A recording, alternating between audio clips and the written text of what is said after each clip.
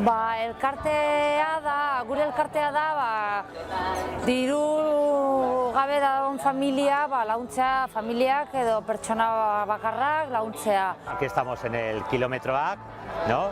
Pues pasando el día e intentando sacar unos fondos para ayudar a nuestra función de la asociación, que es ayudar a personas en exclusión económica a través de la cultura. En la asociación llevamos casi 2 años, los beneficios han aumentado un 300% desde que empezamos, o sea que estamos contentos con la venta de discos, libros, CDs y DVDs, que es lo único que trabajamos, cosas culturales.